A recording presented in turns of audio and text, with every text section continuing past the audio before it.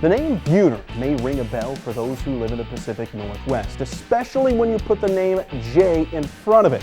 The spotlight has swiveled to a new Buhner, and his name is Gunnar. We sat down with the son of the former Major League Slugger to find out what it's like to live in his dad's shadow. What do you remember about growing up as a kid, you know, with your mom and with your dad, you know, playing in the big leagues? I don't know, just kind of being with my dad a lot, being surrounded by a lot of great players and, you know, seeing them in their heydays. And I remember going to Everett with my dad when he was played with the Aqua Sox for a little bit. That was one of the few times I could really go on the field. In Seattle, I mean, at Safeco in the Kingdom, I was always too young, so I couldn't go on the field a whole lot with him. After stops at Abilene Christian and Columbia Base in college, Gunnar made the decision to transfer to Lewiston, but he didn't come in blind. His uncle had played for the Warriors in the late 90s, and he knew what he was getting himself into. I always heard the stories of how hard of a program it was and how, you know, great of a program it was too.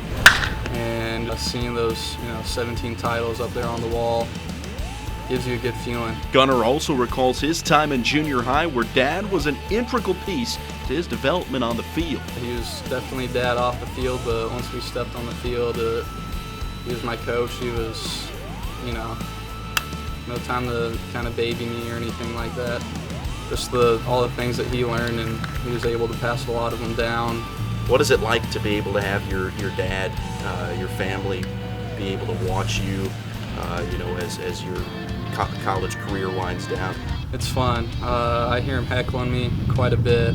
He's heckling you during the game. Oh, yeah. I mean, what are some of the things that he's saying to you? One game, I think I got hit twice in the same spot. He was telling me, don't rub it, or I'll rub it for you later. And definitely keeps me loose. Sometimes he seems like he's having a little bit more fun than we are out there. Continuing our look at this year's World Series field, we now preview the number 7-seeded Sterling College Warriors. One of two Warrior ball clubs in this year's field, Sterling makes their second ever appearance in the NAIA World Series, having last appeared in Lewiston back in 2012. This Warrior team just may be the most dangerous lineup we will see over the next week and a half. Sterling led the NAIA in batting average and hits this season, scoring 12 or more runs on 14 different occasions this year.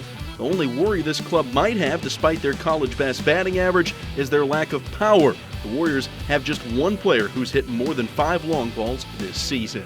Moving on to the number 6 seed, one of two teams from the Cotton State checking in with a 45-15 record is the Auburn University at Montgomery Warhawks.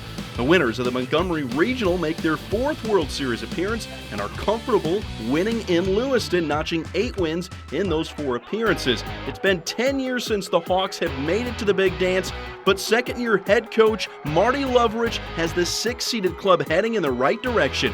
In his 2 seasons in Montgomery, the Warhawks have won 72% of their games and are poised to make a run behind senior utility man Dalton Kelly. The one thing that could slow the Warhawks' chances is their lack of pitching. Montgomery doesn't have one starter with an earned run average under 3.25. Congratulations to the University of Science and Arts of Oklahoma.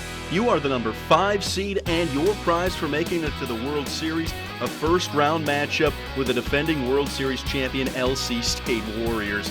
The Drovers, who are the second of 2 teams making their first appearance of the World Series, saw few challenges on their way to sweeping away the Hutchinson Regional, outscoring their opponents 45-3 across their opening round tournament. The Drovers come into tournament play with their conference's Player of the Year, third baseman Yariel Gonzalez, as hot as anyone, having won 23 of their last 24 games.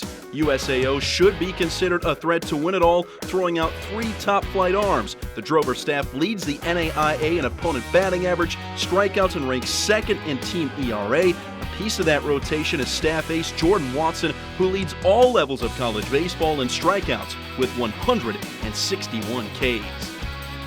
Before every and any sporting game, we pay homage to the country that we love, the singing or playing of the national anthem.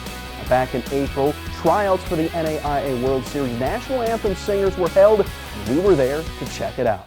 Oh, say, can you see by the dawn's early Men and women, boys and girls of all ages turned out to Harris Field as LCSC hosted auditions for the NAIA World Series National Anthem.